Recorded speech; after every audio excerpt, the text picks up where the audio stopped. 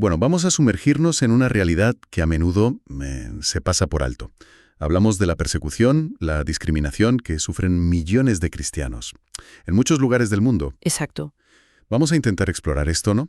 Usaremos informes internacionales, análisis, geopolíticos también, y testimonios, Sí, que creo que son importantes. sí, los testimonios directos son fundamentales para entender la parte humana. El objetivo es, pues, arrojar un poco de luz, comprender la escala, ¿no? Las dimensiones globales, regionales y conocer las historias detrás de los números.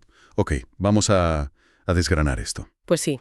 Y, a ver, para empezar, es clave entender que esto de la persecución religiosa no es algo monolítico, ¿sabes? Varía muchísimo, Claro, tanto en intensidad como en, digamos, la naturaleza de la persecución.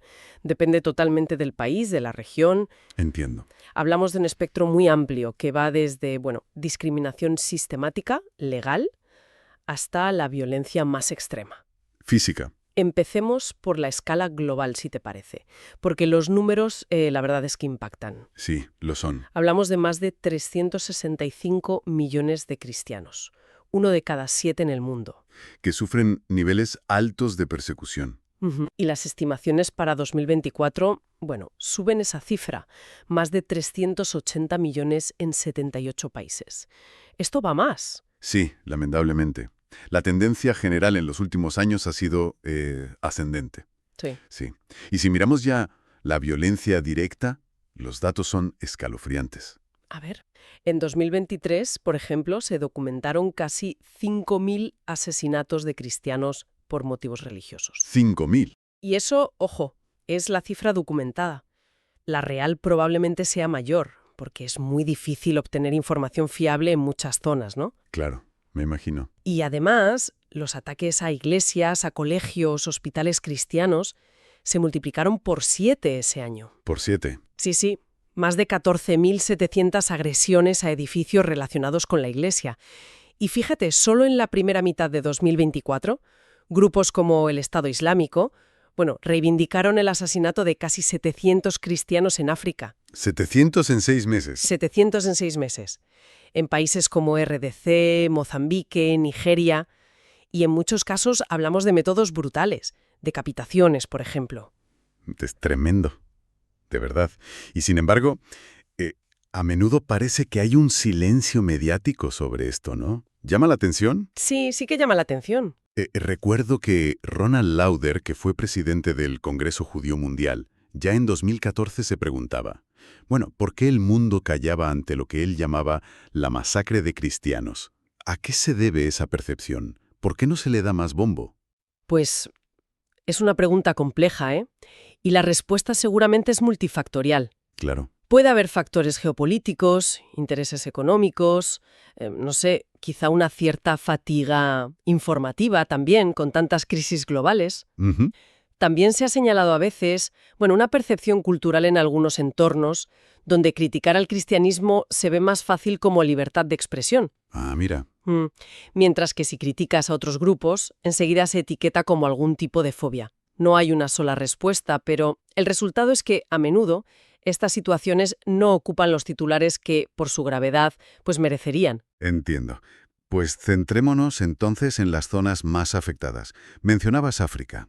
Aquí es donde la cosa se pone, bueno, especialmente preocupante, ¿verdad? Efectivamente, África subsahariana, hoy por hoy, es el epicentro de la violencia anticristiana. Más del 90% de los asesinatos de cristianos registrados en 2023 ocurrieron allí. Más del 90%. Sí, Hablamos de más de 4.600 muertes. en 18 países. La intensificación de la actividad de militantes islamistas radicales en varias regiones ha disparado el nivel de amenaza. Y el miedo, claro. El miedo entre las comunidades es palpable. Y dentro de África supongo que Nigeria es el caso más trágico, ¿no? Sí, Nigeria, bueno, ocupa consistentemente uno de los puestos más altos en los índices de persecución y registra el nivel máximo de violencia. Fíjate, en 2023, más del 82% de todos los asesinatos de cristianos a nivel mundial ocurrieron allí. ¡Qué barbaridad! ¿Y quiénes son los responsables? Pues identificamos principalmente 3 tipos de actores. Por un lado, el grupo yihadista Boko Haram, que es muy conocido. Luego su facción ISWAP, que es la filial del Estado Islámico en África Occidental, Ajá. y también grupos de militantes de etnia fulani. Aunque aquí es importante aclarar que no todos los fulani son extremistas ni participan en esta violencia, es una parte de ellos. Claro, claro. Las historias que llegan de allí son aterradoras, como aquel ataque nocturno en Yelewata, cerca de Makurdi. Uf, sí. Más de 200 personas asesinadas, quemadas vivas, acuchilladas, disparadas, mientras los asaltantes gritaban consignas religiosas. Allahu Akbar, sí. Y aprovecharon una tormenta para atacar. Hubo muchas críticas, ¿no?, a la respuesta de las fuerzas de seguridad. ¿Por lenta o ineficaz? Exacto. Y lamentablemente no es un caso aislado. En febrero de 2025, por ejemplo, en la República Democrática del Congo, encontraron a más de 70 feligreses protestantes decapitados. Hombre, con machetes. En una iglesia en Kasanga, en Kivu del Norte. 70 decapitados en una iglesia. Sí, el ataque se atribuyó a las Fuerzas Democráticas Aliadas, las FDA o ADF, un grupo afiliado a la provincia de África Central del Estado Islámico, ISCAP. Es que... Son actos tan brutales que incluso el Parlamento Europeo emitió una resolución condenándolos. Otro ejemplo, Navidad de 2023, en Kwande, Nigeria. 11 personas asesinadas por extremistas fulani justo al salir de misa. Es una violencia directa, brutal, pero supongo que la persecución también toma otras formas, ¿no?, más allá de los asesinatos. Absolutamente. En Nigeria, por ejemplo, además de los asesinatos, los secuestros extorsivos son una táctica muy común. Ah, claro. Para financiarse. Exacto. Para financiar a los grupos armados. Y, de paso, desestabilizar a las familias y a las iglesias. La educación de las niñas, por ejemplo, se ve amenazada por el miedo a los secuestros y en algunas zonas por la imposición de vestimentas islámicas específicas. Vaya. Y la violencia sexual, se utiliza como arma de guerra y humillación, estigmatiza a las víctimas, margina a los hijos nacidos de esas agresiones. Los hombres cristianos, por su parte, pueden enfrentar discriminación laboral, educativa, y en los estados del norte, donde se aplica la Sharia, el código legal islámico, pueden sufrir detenciones arbitrarias. Mencionabas antes testimonios. Hay historias personales que le ponen cara a todo esto, ¿no? Sí, claro. Como la de Hanada Marcus, su padre fue asesinado por Boko Haram. Ella misma fue secuestrada, torturada. Su camino a través del trauma, incluyendo un proceso de perdón que hizo con ayuda de un centro especializado, muestra una resiliencia admirable. ¡Qué fortaleza! Son historias que nos recuerdan la dimensión humana de toda esta tragedia. Además de Nigeria y RDC, ¿qué otros puntos calientes destacarías en África? Pues hay varios. Somalia, por ejemplo, que suele estar en el puesto 2 de los rankings de persecución. Allí la situación es extrema bajo el control de Al-Shabaab, un grupo yihadista que busca erradicar el cristianismo. La simple sospecha de conversión puede ser fatal. Madre mía. Libia, puesto 3, sigue siendo muy peligrosa.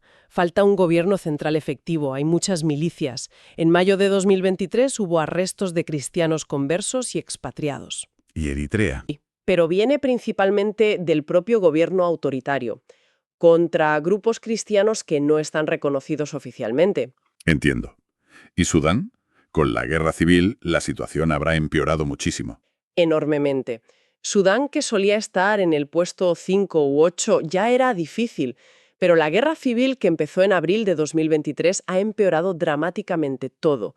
Los grupos extremistas, claro, aprovechan el caos. Se pescará en río revuelto. Exacto. Hemos visto iglesias bombardeadas, saqueadas, y a cristianos acusados falsamente por ambos bandos de apoyar al contrario. Hay relatos que salen de allí que parecen, casi increíbles. ¿Sí? Como el testimonio del pastor Saúl Jiménez sobre el incendio de su iglesia en Jartum. Él cuenta que tuvo visiones antes del ataque y describe según su vivencia cómo el fuego destruía el exterior, pero parecía no consumir el interior, ni dañar a los que estaban dentro orando. ¿En serio? Habla incluso de curaciones milagrosas y de la conversión de algunos de los atacantes, impactados por lo que vieron. Son relatos de una fe muy profunda en circunstancias límite. Es impresionante. Y rápidamente, mencionabas otros países como Mozambique, Burkina Faso. Sí, en Mozambique, puesto 37, sobre todo en la provincia norteña de Cabo Delgado, los ataques yihadistas afiliados a ISIS han provocado decapitaciones y desplazamientos masivos. El testimonio de Francisco Faustino, chico, que perdió a su hijo decapitado y ahora ayuda a otros en grupos de apoyo psicosocial, es muy conmovedor. Uf. Y Burkina Faso, puesto 20, sufre una expansión yihadista rapidísima. Hay zonas enormes del país que están fuera del control del Estado. En la RDC, puesto 35, además de las FDI-SCAP que mencionamos, opera el grupo rebelde M23. Según informes de la ONU y Estados Unidos, este grupo recibe apoyo de Ruanda. Ah, eso genera tensiones internacionales, claro. Exacto. Ha generado tensiones diplomáticas. El Parlamento Europeo, por ejemplo, pidió suspender un acuerdo comercial con Ruanda por este motivo. Entendido. Cambiamos de continente. Si miramos hacia Asia, el panorama es diferente, ¿verdad? Se habla más de restricciones, de nacionalismo. Así es. Se estima que 2 de cada 5 cristianos en Asia sufren persecución. Aquí, aunque también hay violencia, lo que predomina son las restricciones legales, la presión social y el auge de nacionalismos religiosos que son muy excluyentes. Y Corea del Norte sigue ahí en cabeza. El peor lugar del mundo para ser cristiano. Sin duda. Puesto 1. La presión es máxima en todas las esferas de la vida. Si te descubren practicando el cristianismo, puede significar la ejecución o una vida en campos de trabajo forzado. Terrible. El arresto de una familia cristiana entera en abril de 2023 ilustra ese riesgo constante. Pero a pesar de todo, se estima que existe una iglesia subterránea de unas 400.000 personas. 400.000. Sí. Historias como la de Jung-hik, que estuvo encarcelado, logró huir y ahora reza por la familia que dejó atrás, son testimonio de esa resistencia. Otros países asiáticos con situaciones muy preocupantes. Afganistán, Pakistán, India. Sí. En Afganistán, puesto 10, después de que los talibanes tomaran el poder, la presión sobre los pocos cristianos que quedan es extrema. Aunque parece que el interés talibán ahora se centra más en identificar y desmantelar redes que en castigos públicos inmediatos. Ajá. Pakistán, puesto 7 u 8, mantiene un nivel de violencia muy alto, constante, a menudo ligado a las controvertidas leyes sobre la blasfemia. Las famosas leyes de blasfemia. Exacto. Y se instrumentalizan muchísimo para saldar rencillas personales, para atacar a minorías. El caso de Jaramala en agosto de 2023 fue terrible. Una acusación de blasfemia desató ataques contra 21 iglesias, cientos de familias desplazadas. Y además estas leyes se han endurecido recientemente. ¡Qué peligro!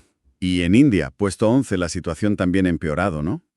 Con el auge del nacionalismo hindú, ligado al partido gobernante, el BJP, el problema principal son las leyes anticonversión. Es uno de los problemas centrales, sí. Varios estados han aprobado leyes que, con el pretexto de evitar conversiones forzadas, en la práctica se usan para intimidar, acosar, encarcelar a cristianos y otras minorías. ¿Por qué? ¿Por rezar? Por cosas tan básicas como dirigir una oración, celebrar un bautismo o incluso distribuir ayuda humanitaria. Hay informes de cientos de ataques físicos en estados como Uttar Pradesh, Chhattisgarh, y a menudo la policía local es pasiva o incluso detiene a las víctimas. Increíble. Y la retórica también se ha endurecido mucho. Algún ministro ha llegado a pedir la pena de muerte para conversiones consideradas fraudulentas. Pena de muerte. ¿Hay alguna señal de cambio? Algo positivo. Hubo un pequeño rayo de esperanza en las elecciones regionales de Karnataka en 2023. El partido que ganó al BJP prometió revisar estas leyes anticonversión. Habrá que ver si se cumple. Habrá que verlo, sí. Mientras tanto, en China, puesto 15, sigue la política de control estricto sobre las actividades religiosas. Cierres de iglesias no registradas o consideradas problemáticas por el Partido Comunista. ¿Y Myanmar? En Myanmar, puesto 13, la Junta Militar persigue activamente a minorías étnicas con gran población cristiana como los Chin y los Pachin. Y esto provoca desplazamientos forzados masivos. Hacia campos de refugiados. Y finalmente, en Asia, Irán, puesto 9. Es un cuadro complejo. La principal presión es para los conversos del Islam al cristianismo. Se enfrentan a hostilidad del gobierno, de la sociedad, incluso de sus propias familias. Qué difícil. Y curiosamente, en julio de 2023 hubo una ola de arrestos justo después de que algunas sentencias judiciales hubieran sido relativamente favorables a cristianos. A pesar de todo, diversas fuentes hablan de un crecimiento notable de la iglesia doméstica, la iglesia subterránea, en Irán. Pasemos ahora a América Latina. Quizás sorprenda a algunos saber que también aquí hay persecución. Hablas de 1 de cada 16 cristianos afectados en la región. Sí, aunque la naturaleza es diferente a la de África o Asia, claro. Aquí la persecución suele estar más ligada a regímenes autoritarios o al crimen organizado. Y el caso más claro ahora mismo es Nicaragua, ¿no? Sí, Nicaragua, puesto 30, ha escalado puestos muy rápido en los índices de persecución. La represión del gobierno de Ortega y Murillo contra la Iglesia Católica ha sido muy visible. Sí, muy explícita. Ha sido explícita y sistemática, sobre todo desde las protestas de 2018, que el gobierno sintió que la Iglesia apoyaba. ¿El caso del obispo Rolando Álvarez? Sí, terrible. Condenado a 26 años. Exacto. Condenado, despojado de su nacionalidad, finalmente desterrado. Es el más conocido, pero no el único. Han cancelado registros legales de universidades, organizaciones caritativas cristianas, han confiscado propiedades, prohibido procesiones, eventos religiosos públicos. Y el propio Ortega llamando mafia a la iglesia. Sí, y el Papa Francisco calificó al régimen de dictadura grosera. Debe ser muy complicado vivir la fe en un ambiente así. Muchísimo.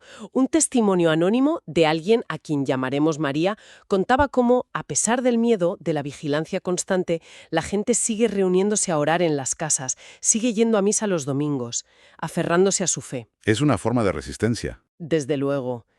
Y, bueno, mencionar brevemente Colombia, puesto 46. Aunque es un país mayoritariamente cristiano, en muchas zonas rurales, la paz es muy frágil.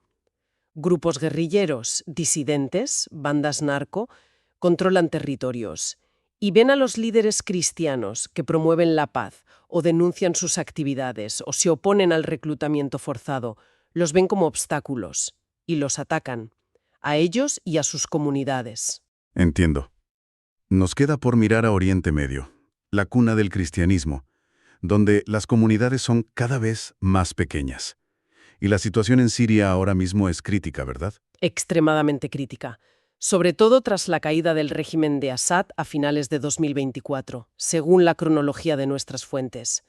El país ha entrado en una fase de transición muy volátil. Hay un resurgimiento de la violencia sectaria. ¿Y quién controla ahora? La mixta radical con raíces en Al-Qaeda. Han impuesto un régimen muy represivo y hay informes de una auténtica cacería de civiles de minorías religiosas, como los alawitas, pero también los cristianos. Algunas fuentes hablan de un contexto geopolítico muy complejo detrás de la guerra siria, con muchos intereses de potencias extranjeras. Sí, es un tema muy complejo. EU, Rusia, Irán, Turquía, Israel, países del Golfo, Sí. que habrían contribuido a alimentar el conflicto durante años. ¿Cómo afecta eso a los cristianos ahora? A ver, independientemente de las causas geopolíticas, que son muy complejas, y de las distintas interpretaciones sobre las responsabilidades en el conflicto, el resultado práctico para los cristianos sobre el terreno es devastador. Claro, el colapso del Estado anterior, por muy represivo que fuera, ha dejado un vacío de poder. Y ese vacío lo están llenando grupos extremistas para los cuales, bueno, la existencia misma de cristianos es incompatible con su ideología. Entonces, ¿qué opciones tienen? Pues para muchos cristianos sirios las opciones son la muerte o el exilio. Están viviendo su hora más oscura de verdad. Mencionas la respuesta internacional. Algunas fuentes critican que Occidente celebrara la caída de Assad sin un plan claro para evitar este caos sectario. Ya. E incluso señalan comunicados como uno de la UE que parecían culpar a elementos pro-Assad las propias víctimas, por ataques recientes. También se mencionan dudas sobre la veracidad de algunos pretextos usados para intervenciones pasadas, como supuestos ataques químicos. Todo esto configura un panorama desolador. Es una situación terrible, sin duda. Todo esto nos lleva inevitablemente a hablar de martirio. Sí, es un término que ha vuelto con fuerza. El Papa Francisco lo ha dicho muchas veces. Hay más mártires cristianos hoy que en los primeros siglos de la Iglesia. Más que en la época romana. Sí, el Vaticano incluso creó una comisión para documentar a estos nuevos mártires de cara al jubileo de 2025. Y ya han recopilado más de 1.600 testimonios desde el año 2000. 1.600. Y no se les ve solo como víctimas, sino como testigos de esperanza y caridad. Hay una frase muy potente de un misionero asesinado en Chile, André Harlan: los que hacen vivir son los que dan su vida, no los que la quitan. Es fuerte. Y hay ejemplos contemporáneos muy poderosos de esa fe llevada hasta el final. Sin duda, el caso de los 21 cristianos coptos egipcios asesinados por ISIS en una playa de Libia en 2015, quizás sea uno de los más icónicos. Sí, las imágenes dieron la vuelta al mundo. Es muy significativo que uno de ellos, Matthew, era un trabajador de Ghana. Según testigos, cuando le preguntaron si rechazaba a Cristo, eligió morir con sus compañeros coptos, afirmando su fe común. Se dice que su oración final fue Kyrie eleison, Señor, ten piedad. Impresionante. Estos ejemplos, y muchísimos otros menos conocidos, llevan a describir a menudo a los cristianos perseguidos como evangelizadores del siglo XXI, con una fe que demuestra una resiliencia extraordinaria, capaz incluso, en algunos casos, de perdonar a los verdugos. Es la vieja idea de que la persecución de algún modo fortalece la fe. No. Es una idea recurrente en la historia cristiana, sí. Desde Tertuliano en el siglo II, con aquello de la sangre de los mártires se semilla de nuevos cristianos, hasta hoy. Claro. Se traza un paralelismo con el libro de los Hechos de los Apóstolos, en la Biblia, el capítulo 8, versículo 4, donde dice que los creyentes que se dispersaron por la primera persecución iban por todas partes anunciando el Evangelio. Ujú. La reflexión teológica que surge de estas comunidades es que la adversidad, aunque sea terrible, puede purificar la fe, despojarla de superficialidades y obligar a una dependencia más radical en Dios. Entonces, ¿qué significa todo esto? Hemos hecho un recorrido, bastante doloroso, por un panorama global. Violencia extrema en África, presiones legales y nacionalistas en Asia, autoritarismo y crimen en América Latina, el caos sectario en Oriente Medio. Las cifras son sobrecogedoras, sí, pero las historias de resiliencia también lo son. Yo creo que es fundamental quedarse con que la persecución actual es polifacética. No es solo la violencia física, que es lo más visible. Claro. Incluye la opresión mediante leyes injustas, la discriminación sistemática para acceder a la educación, al trabajo, el silenciamiento mediático, la presión social. Afecta a todas las dimensiones de la vida: la personal, la familiar, la comunitaria, la eclesial, la civil, todo. Tomar conciencia de estas realidades es quizás un primer paso. Indispensable. La situación de millones de personas hostigadas simplemente por sus convicciones más profundas, debería invitar a una reflexión seria, ¿no? Sobre el valor de la libertad religiosa como un derecho humano fundamental. Para todas las personas, en todas partes. Y quizás como pensamiento final, para darle una vuelta, podríamos plantearnos esto. ¿Qué nos enseña la respuesta de estas comunidades perseguidas sobre la esencia misma de la fe, cuando es probada hasta el extremo? Buena pregunta. ¿Qué lecciones sobre resiliencia, sobre esperanza, sobre perdón podemos extraer para otras partes del mundo? Zonas quizás más cómodas materialmente, pero a veces, espiritualmente adormecidas. Hay algo en la fe que se enfrenta al martirio, que interpela la fe vivida en la comodidad de la libertad. Son preguntas profundas, desde luego. Cerramos esta conversación con esa nota de esperanza que, paradójicamente, emana de muchos de estos testimonios. A pesar de toda la oscuridad, la fe no solo persiste, sino que en algunos de los lugares más difíciles del planeta incluso florece. Gracias por acompañarnos en este análisis. Gracias a vosotros.